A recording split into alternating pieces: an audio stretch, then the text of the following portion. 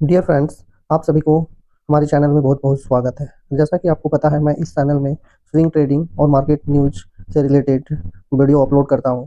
अगर आप इस तरह की इन्फॉर्मेटिव वीडियो पाना चाहते हैं, तो आपसे मेरी हम्बल रिक्वेस्ट है, हमारे चैनल को सब्सक्राइब करें और इस वीडियो को शेयर करें और लाइक करें। डियर फ्रेंड्स, तो यहाँ पे आज हम जो कंपनी का एनालिसिस करेंगे, वो कंपनी है आपका हिंदवेयर, है ना? यहाँ पे इसका क्या टारगेट होगा, कहाँ पे सपोर्ट रेजिस्टेंस है, 52 वीक क्या है और 52 वीक हाई क्या है, 52 वीक लो क्या है और इस कंपनी का न्यूज़ क्या है और फाइनेंशियल क्या है और इसका हमारी टारगेट क्या होगा। इसके अलावे हम सीखेंगे टेक्निकल एनालिसिस और इसके बाद हम लोग देखेंगे आरएसआई के माध्यम से भी इसका टारगेट क्या हो सकता है। डियर फ्रेंड्स, तो अब हम शुरू करते हैं। यहाँ पे क्या है न्यूज, जैसा कि आप यहाँ पे देख पा रहे हैं, हिंदवेयर होम इनोवेशन लिमिटेड। अब यहाँ पे है Hindware home Innovation announces the merger and amalgamation scheme, है ना? तो यहाँ पे क्या है डियर स्टूडेंट्स, कि हिंदवेयर इनोवेशन जो है अनाउंस किया है डीमर्जर, मतलब विभाजन। इसमें जो कंपनी थी, मिल के काम कर रही थी, उसको विभाजन कर दिया, है ना? मर्जर का मतलब होता है मिला देना और डीमर्जर का मतलब होता है उसको विभाजन करना, अलग कर देना।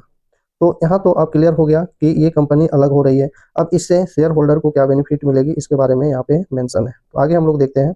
तो आगे है आपका Hindware home innovation limited announced demerger of its consumer products business, है ना, into HHIL limited and merger of building products into Hindware limited. Dear friends, तो अब हम लोग इसकी एनालिसिस करते हैं। इस न्यूज में क्या बोल रहा है, तो हिंदवेयर इनोवेशन जो है वो अनाउंस किया है, घोषणा कर दिया है डिमर्जर का। डिमर्जर मतलब बताएं, वो विभाजन की अपने क्या चीज, अपने कंज्यूमर प्रोडक्ट बिजनेस को, है ना, अपने कंज्यूमर बिजनेस प्रोडक्ट को डिमर्जर कर दिया, विभाजन कर दिया इनटू HHIL लिमिटेड में, है ना। एक कंपनी ये भी बन गया इसका HHIL, मतलब हिंदवेयर जो भी है, ये इसका फुल फॉर्म आगे देखने से पता चल जाएगा, है ना। तो ये HHIL लिमिटेड में विभाजन कर दिया है और ये जो है merger of building products into Hindware limited, ठीक ना। ये जो कंपनी है वो मर्ज हुआ है, शामिल हो गई है बिल्डिंग प्रोडक्ट हिंदवेयर लिमिटेड में, ठीक ना। जो बिल्डिंग की हिंदवेयर, जैसा कि प्लम्बर की काम में टैप वगैरह ये सब और भी डिफरेंट टाइप के थिंग्स को बनाती है कंपनी। तो यहाँ पे वो जो है HHIL जो लिमिटेड है, वो ये बिल्डिंग प्रोडक्ट को बनाएगी। शेयर होल्डर विल रिसीव, अब यहाँ पे मेन, यहाँ पे आपको देखना है कि share holders will receive 1 share each in both entities, है ना। जो शेयर होल्डर है उसको प्राप्त होंगे, क्या होंगे, 1 share each into both entities, ठीक ना। जो भी है, मान लो कि पहले जो खरीद के रखा होगा उनके लिए ये बोल रहा है कि एक एक शेयर बोथ इंटाइटीज, इंटाइटीज का मतलब होता है बड़ी कंपनी, है ना। ये दोनों बड़ी कंपनी में एक एक शेयर प्राप्त होंगे। तो जो भी खरीद के रखा उनके लिए बेनिफिट है। द स्कीम इफेक्टिव, ये जो स्कीम, जो योजना है, ये योजना जो है वो 1 अप्रैल 2025 से लागू होगी। रिक्वायर रेगुलेटरी, ठीक ना, जो रिक्वायर उसके जो बोर्ड है उसका आवश्यकता है, एंड शेयर होल्डर अप्रूवल, और शेयर होल्डर का अप्रूवल होने की बाकी है। The restructuring aim to enhance growth effective and share holder, अब यहाँ पे बोल रहा है कि इसको पुनः उत्थान के लिए, पुनः निर्माण के उद्देश्य से, इसको ग्रोथ करने को में बढ़ावा देने के लिए ये शेयर होल्डर से ऐसा कर रहे हैं। और शेयर होल्डर वैल्यू, जो शेयर होल्डर की वैल्यू, मूल्य मिलेंगे। डियर फ्रेंड्स, अब मैं इसके चार्ट में जाकर आपको टेक्निकल एनालिसिस बताता हूँ कि क्या हमारी टारगेट हो सकता है आने वाले समय में और कितना मेरा स्टॉप लॉस हो सकता है, कब मुझे एंट्री करना है, कब मुझे एग्जिट करना है, वो भी हम लोग सीखेंगे। इसके बाद हम लोग फाइनेंशियल भी देखेंगे इस कंपनी के क्या है। डियर फ्रेंड्स, हिंदवेयर कंपनी की चार्ट एनालिसिस करने से पहले हम लोग मार्केट एनालिसिस कर लेते हैं, क्योंकि मार्केट का एनालिसिस करना बहुत ही ज़रूरी होता है। डियर फ्रेंड्स, तो जैसा कि मैं पहले आपको बता चुका हूँ कि इस यहाँ पे आपका, जो कि यहाँ पे आप देख पा रहे हैं, 23,000, है ना, 23,876 पर एक बड़ा रेजिस्टेंस बना हुआ था। तो मैं बोला था कि यहाँ आपका जा करके मार्केट गिर सकती है, तो ये मार्केट वहाँ से वैसा ही हुआ। डियर फ्रेंड्स, ऐसा मैंने लास्ट के वीडियो में बताया। अगर आप वो वीडियो नहीं देखें तो जा करके आप देख सकते हैं, ताकि आपको ज़्यादा क्लैरिफाई हो। नेक्स्ट आपका यहाँ पे मैं आपको बताया था कि 23,464 पर आपका क्या है, ये जो लाइन है 23,464 का, ये आपका सपोर्ट बना हुआ है। तो अगर आप स्टॉक मार्केट से बेनिफिट लेना चाहते हैं या प्रॉफिट कमाना चाहते हैं, तो आपको सपोर्ट एंड रेजिस्टेंस जानना जरूरी है, और इसी को हम टेक्निकल एनालिसिस कहते हैं। डियर फ्रेंड्स, तो आप यहाँ पे देखें, अब यहाँ से अगर मार्केट ऊपर जाती है, अगर 464 की सपोर्ट को तोड़ देती है तो नेक्स्ट जो इसका सपोर्ट है ये आपका यहाँ पे है 23,054 पर, यहाँ पे सपोर्ट ले सकती है। और अगर मैं यहाँ पे इस कैंडल पे अगर खरीदारी करता हूँ, अगर इस कैंडल पे है ना, इस कैंडल पे खरीदारी करता हूँ तो ये मेरा सपोर्ट एंड रेजिस्टेंस होगा, यहाँ पे मेरा स्टॉप लॉस लगेगी डियर फ्रेंड्स। तो ऐसा हम लोग देख लिए यहाँ पे डेली चार्ट में। अब हम लोग वीकली चार्ट, इससे पहले हम लोग यहाँ पे RSI की बात करें तो RSI अभी भी आपका क्या है, यहाँ पे बुलिश बता रहा है, ठीक ना। RSI जो है यहाँ पे बुलिश है, लेकिन ये डेली चार्ट है और डेली चार्ट के माध्यम से ही हम स्विंग ट्रेडिंग का टारगेट निकालते हैं।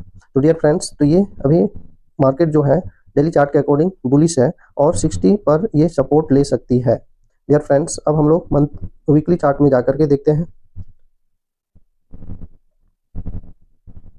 अब हम लोग वीकली चार्ट पे आ गए हैं और वीकली चार्ट में आपका यहाँ पे आपका देख पा रहे हैं कि 23,500 है ना, 23,464 जो वहाँ पे हम लोग देखे थे, 23,464 जो ये जो सपोर्ट बना हुआ है यहाँ पे रेजिस्टेंस है ना।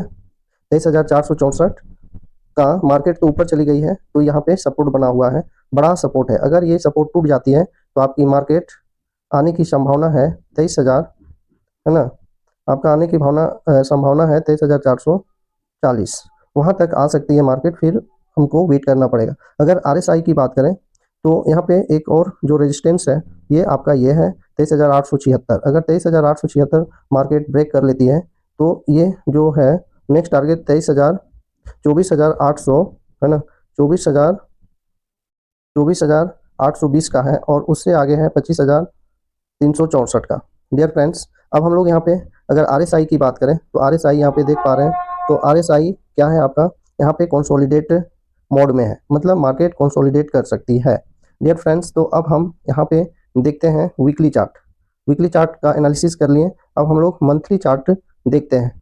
तो मंथली चार्ट में है आपका, मंथली चार्ट में अगर देखें तो आपका वही टारगेट निकल के आ रही है जो टारगेट फर्स्ट में मैं बताया, लेकिन यहाँ पे सबसे अहम बात होगी कि RSI क्या कर रही है। तो RSI की बात करें तो RSI यहाँ पे आप देख पा रहे हैं 59.99 है ना। तो जो ये 23,876 का जो रेजिस्टेंस बना हुआ है ये, वो अगर ब्रेक करती है मार्केट तो नेक्स्ट टारगेट आपका 24,820 का टारगेट मार्केट जा सकती है। उसके बाद अगर ब्रेक करती है तो इसी को हम लोग जो यहाँ पे लाइन में ड्रॉ किया हूँ उसकी के मैं स्टॉप लॉस लगाते हुए, इसको ट्रेलिंग स्टॉप लॉस बोलते हैं, ट्रेलिंग स्टॉप लॉस लगाते हुए आपको ऊपर की ओर जाना है और इसी को हम स्विंग ट्रेडिंग करते हैं। और इसको आप स्विंग ट्रेडिंग को आगे जाकर के आप पोजिशनल ट्रेडिंग में बदल सकते हैं। स्विंग ट्रेडिंग के मतलब सप्ताह दिन, 15 दिन या महीना दिन तक आप ले सकते हैं। महीना से ज़्यादा अगर आप जा रहे हैं तो वो पोजिशनल ट्रेडिंग में हो गया डियर फ्रेंड्स। तो अब हम लोग उस कंपनी का एनालिसिस करते हैं जिस कंपनी का न्यूज़ देखे थे, हिंदवेयर है ना। तो अब हम लोग वहाँ पे चलते हैं उस कंपनी के चार्ट पर। उससे पहले मैं थोड़ा RSI के बारे में बता दूं तो RSI क्या होता है। अगर RSI 40 और 60 के बीच में है ना, 40 और 60 के बीच में चल रही है, 60 क्रॉस नहीं की है तो मार्केट कंसोलिडेट करती है। और अगर 60 से ऊपर RSI चली जाती है तो फिर वो आपका बुलिश मानी जाती है कि मार्केट अब बुलिश हो गई है। तो इसमें भी डाइवर्जन होती है, तो यहाँ पे आप नेक्स्ट टाइम जब डाइवर्जन आएगा, जब बनेगी तो मैं आपको एक्सप्लेन कर दूंगा। डियर स्टूडेंट्स, हमसे जुड़े रहने के लिए हमारे चैनल को सब्सक्राइब करें इस तरह की इंफॉर्मेटिव वीडियो पाने के लिए। अब हम लोग हिंदवेयर कंपनी का क्या टारगेट निकलता है उसके बारे में देखते हैं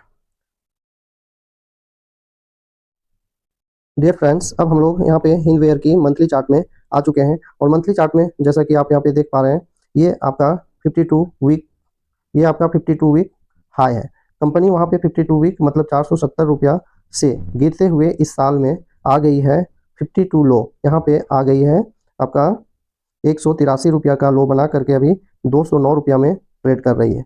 तो आप यहाँ पे देख पा रहे हैं पहला जो यहाँ पे है, यहाँ पे इसका रेजिस्टेंस है 245 रुपया की, उसके बाद ये आपका 309 रुपया की आपका रेजिस्टेंस बना हुआ है। अगर ये कंपनी 209 रुपया से आगे अगर ट्रेड करती है तो फिर हम आगे पोजिशनल ट्रेड के लिए सोचेंगे डियर फ्रेंड्स। इससे पहले अगर आप स्टॉप लॉस नहीं जानते हैं तो कमेंट करें, हमारे कमेंट बॉक्स में मैं स्टॉप लॉस के बारे में एक्सप्लेन करूंगा। और नेक्स्ट अगर आप कोई भी कंपनी के शेयर को खरीदते हैं तो उसमें ज़रूर स्टॉप लॉस लगा करके रखें ताकि स्टॉप लॉस ही हमारी पूंजी का कवच होती है। अगर पूंजी जब तक हमारी मार्केट पॉकेट में रहेगी तब तक हम मार्केट में टिके रहेंगे। अगर पूंजी चली जाएगी तो फिर हम मार्केट से बाहर हो जाएंगे।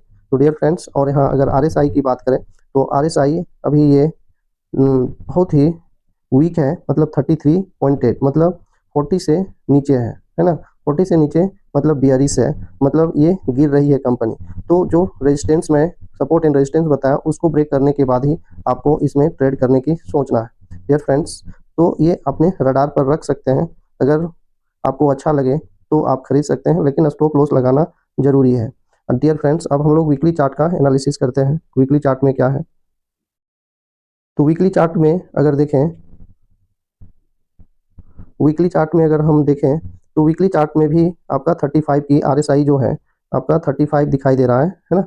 RSI आपका 35 में है, तो इसका मतलब भी ये भी आपका बियरिश का ही साइन है। लेकिन यहाँ जो है एक छोटा सा रेजिस्टेंस बना हुआ है, वो आपका है ये, ठीक ना। अगर यहाँ पे 215 को ब्रेक करती है तो 45 रुपया का 245 का आप टारगेट लगा सकते हैं। अगर वहाँ से अपना टारगेट ले सकते हैं, वहाँ पे अपना प्रॉफिट बुक कर सकते हैं। अगर वो सस्टेन कर जाती है तो फिर आपका 288 रुपया का टारगेट निकल के आ रही है। और उससे आगे अगर देखें तो 309 रुपया, मतलब 288 और 309 के बीच में आप टारगेट रख सकते हैं। तो ये आपका वीकली चार्ट के अकॉर्डिंग हुआ।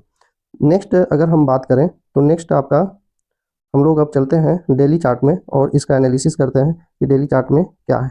तो डेली चार्ट में अब हम लोग आ गए हैं यहाँ डेली चार्ट में, और जैसा कि यहाँ पे हम लोग देख चुके हैं, है ना, 209 रुपया का ये जो ये है रेजिस्टेंस बना हुआ है, वो रेजिस्टेंस अगर क्रॉस कर जाती है 210, 12, 15 पर अगर सस्टेन करती है कंपनी, तो आप यहाँ पे आगे सोच सकते हैं। और 245 का पहला टारगेट आपका निकल के आता है। 245 की बात करें तो फिर 309 रुपया का आता है, और 309 के बाद अब आगे 470 रुपया का टारगेट ले सकते हैं।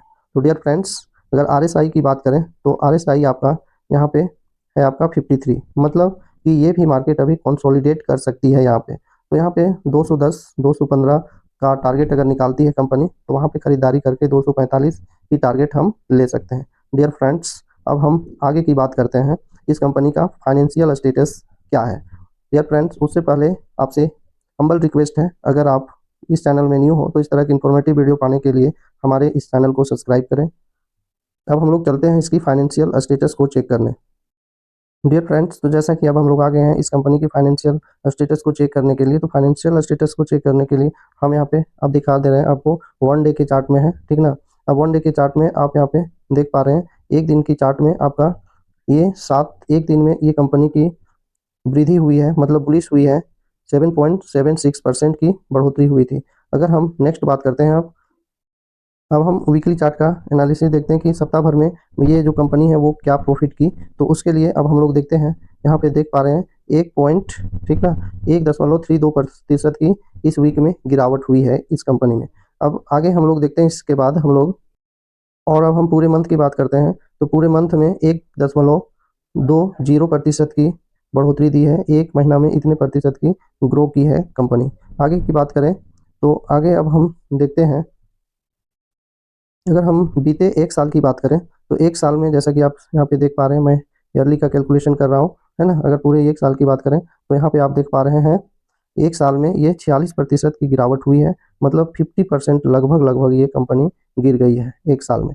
तो इसलिए थोड़ा कॉन्शियस होकर, कोशियस होकर के सावधानी से इस कंपनी में अपना अगर हम इन्वेस्ट करते हैं तो टारगेट, सपोर्ट एंड रेजिस्टेंस आप यहाँ पे ले सकते हैं। डियर फ्रेंड्स, अब आगे की बात करते हैं हम लोग। अगर अब हम लोग यहाँ पे 5 ईयर्स की चार्ट में देखते हैं तो 5 साल की चार्ट में आप देख पा रहे हैं, बीते 5 साल में ये कंपनी 180% की बढ़ोतरी दी है। डियर फ्रेंड्स, अब आगे देखते हैं हम लोग। डियर फ्रेंड्स, तो अब हम लोग यहाँ पे ऑल टाइम में आ गए हैं। अगर कंपनी ऑल टाइम की बात करें तो ये कंपनी 53 रुपया से आज ये कंपनी लगभग 700 रुपया का हाई बनाई है। उसके बाद अगर ऑल टाइम की परसेंटेज देखें तो ये कंपनी 40.88% की ग्रोथ दी है ऑल टाइम में इतने ग्रोथ दी है कंपनी। अब हम लोग नेक्स्ट चेकलिस्ट में जाते हैं। अब हम लोग अगर चेकलिस्ट की बात करें तो 6 चेकलिस्ट में ये कंपनी को रेटिंग दी गई है फर्स्ट स्टॉक की तरफ से, वो है आपका ग्रोथ फैक्टर है कंपनी में, है ना।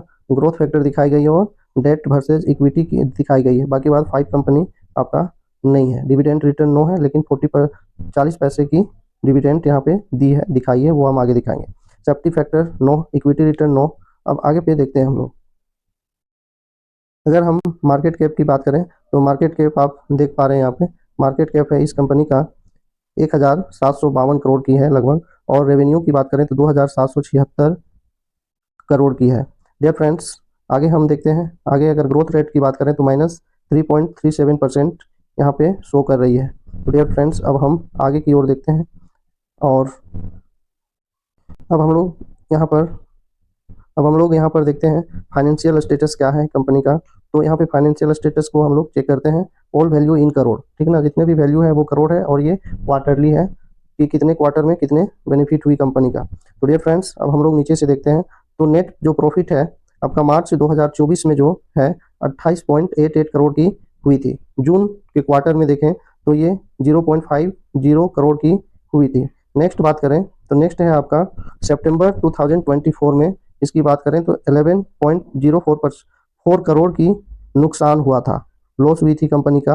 अगर यहाँ पे देखें तो दिसंबर क्वार्टर में ये कंपनी 11.87 करोड़ की नुकसान हुई है। अगर रेवेन्यू की बात करें तो आपका मार्च क्वार्टर में जो था ये 749 करोड़ का था, फिर ये 600 करोड़ का आपको जून क्वार्टर में है। आगे बात करें तो सितंबर क्वार्टर में आपका 630 है ना, 630 है, और फिर 594, मतलब लगभग ये कंपनी घटते क्रम में यहाँ पे मुझे ऐसा लगता है, क्योंकि यहाँ पे देखो यहाँ भी नुकसान ही है। दो क्वार्टर देखें, फिर यहाँ 750 लगभग है, फिर 600 है, 630 है, फिर थोड़ा यहाँ पे बूस्ट हुई थी कंपनी अपने रेवेन्यू में, फिर यहाँ पे कम हो गया।